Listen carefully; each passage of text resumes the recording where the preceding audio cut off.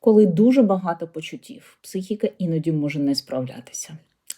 Це про професійний спорт, де і взагалі про будь-які інші сфери. Я вирішила давати вам такі приклади з консультацій, де, звісно, мені дозволяють клієнти, я їх питаю, вони мені дозволяють, хтось не дозволяє, тоді, звісно, нема про це розказів. Саме для того, щоб, може, щось допоможе і вам. Невеличкий приклад. Приходить спортсмен і каже, що я нічого не можу, в мене нічого не виходить. Починаємо розбирати. І знаходимо, що це рішення спортсмен прийняв тоді, коли несвідоме рішення, звісно, це не відбувається так спеціально. Це просто думка, як наслідок на ті почуття, які психіка просто не змогла прожити. А що відбувалося?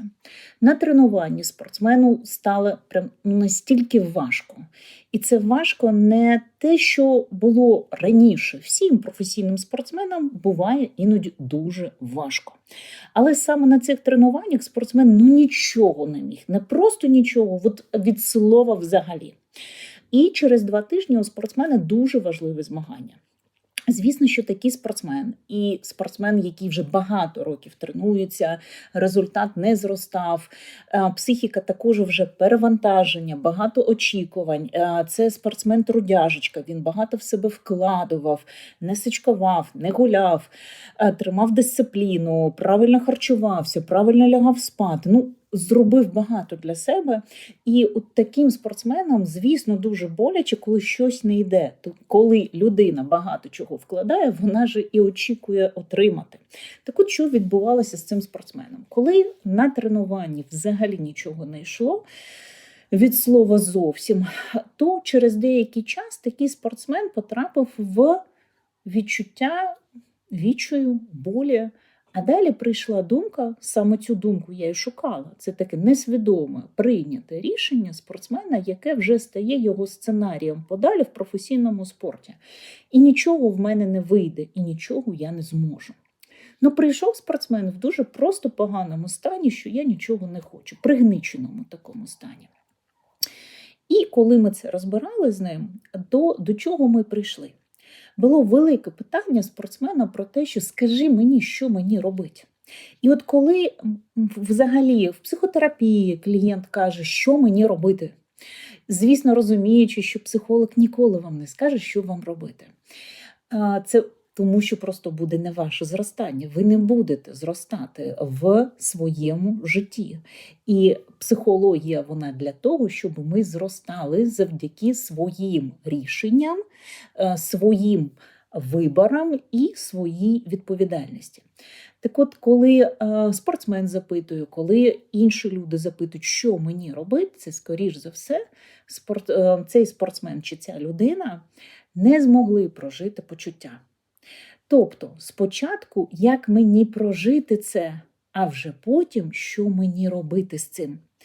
Тобто, коли ми шукаємо, що відбувалося, ми знайшли у спортсмена те, що, на жаль, він був в такій сім'ї, де батьки не могли його підтримувати.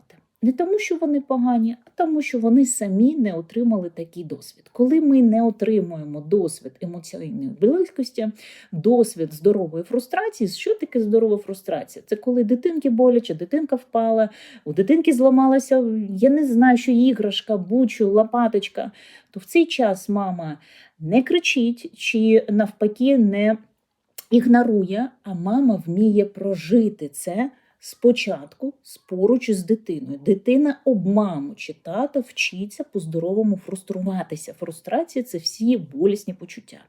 Тобто, коли щось не виходить, спочатку важливо приєднуватися, що я з тобою, все добре, я тут.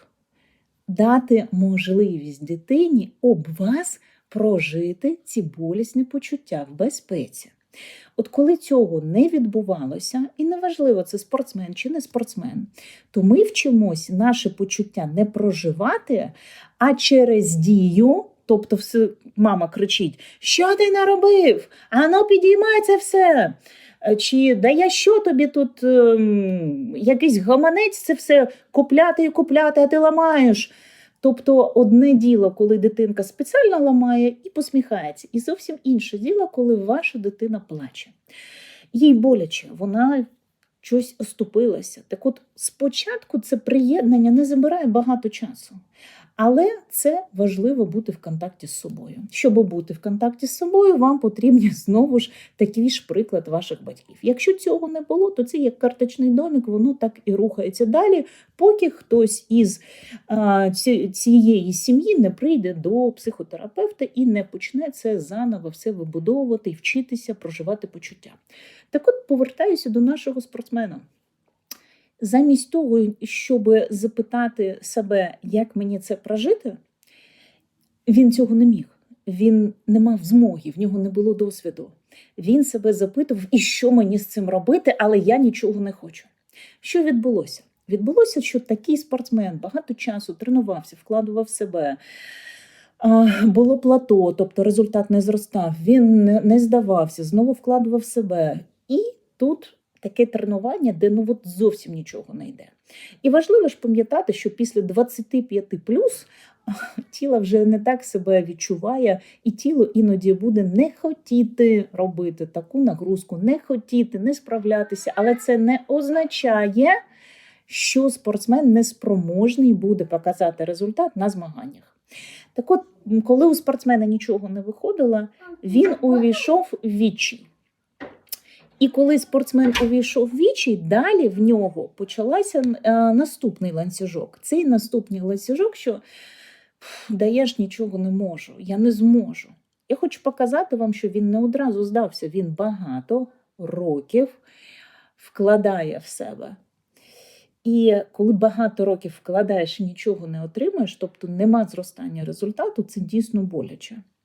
І так як на вже скоро змагання, то психіка зробила ще і захисний такий кульбіт, можна так сказати, через те, що нічого в мене не вийде і я нічого не хочу. Якщо би спортсмен мав змогу прожити ці почуття, мені болісно, мені погано, мені так важко, що я так багато зусиль вкладаю, в мене не виходить. І якщо б поруч була умовна, добра єврейська мама, яка обійме, скаже, я з тобою. Таке буває, це дійсно боляче, коли ти так багато вкладаєш. І просто побула б з ним. То на завтра такий спортсмен би встав би і знову пішов. І психіка би пішов тренуватися, звісно. І психіка не зробила би от такий ланцюжок, що в мене нічого не вийде і я нічого не хочу. Психіка не хоче не змагатися.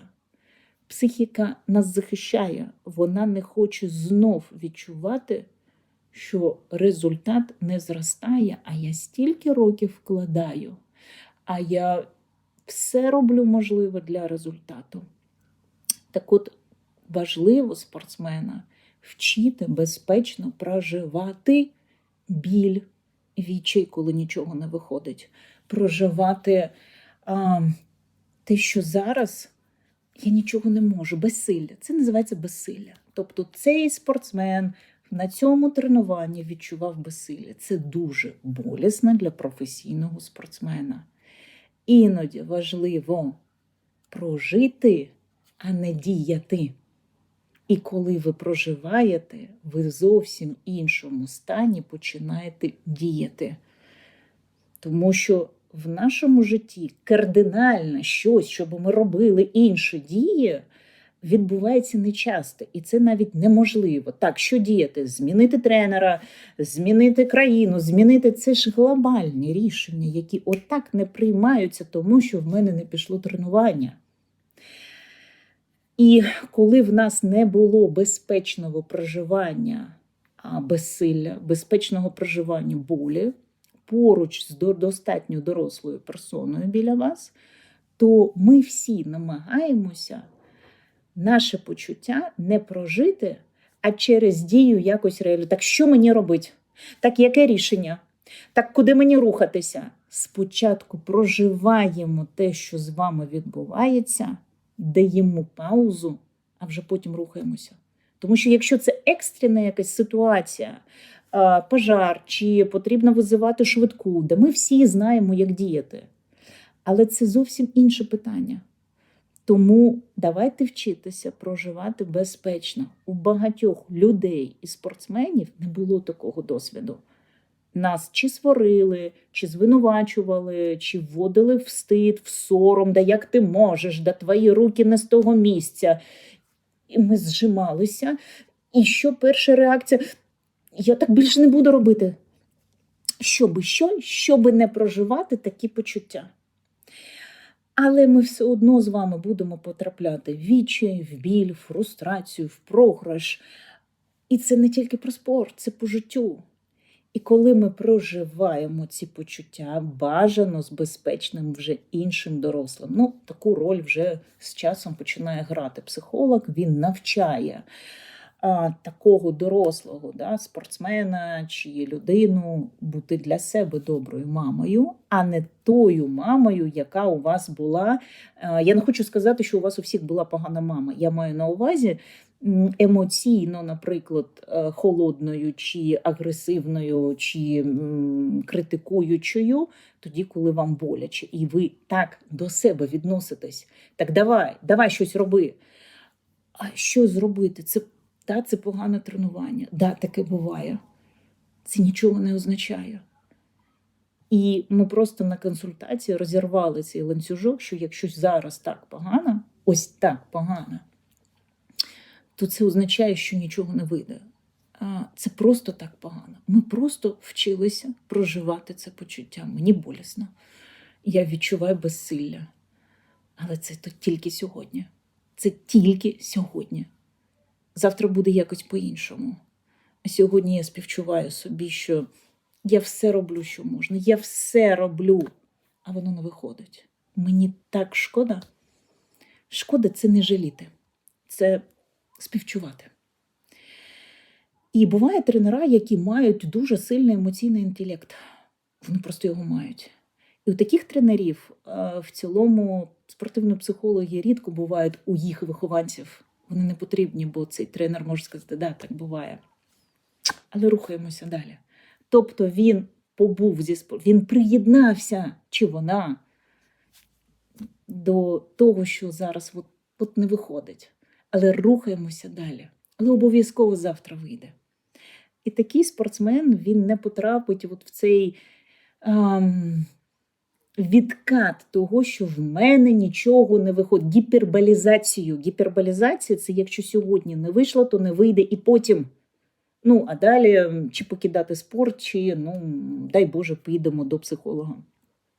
Це так і залишиться просто сьогодні, просто не вийшло. Але я нормальний в цьому. Я завтра знову прийду і спробую. Бо що він зробив, такий тренер? Він нормалізував цей ваш процес, що зараз так. Він під'єднався до цього процесу і побув з вами. Я співчуваю. Таке буває. Каже мама, каже психолог. А далі це не означає, що ви зупинитесь. Багато людей дуже бояться, що це значить, я кажу, ти можеш плакати, ти можеш погано виступати. Да ні, це чорно-біле мислення, це травмоване мислення.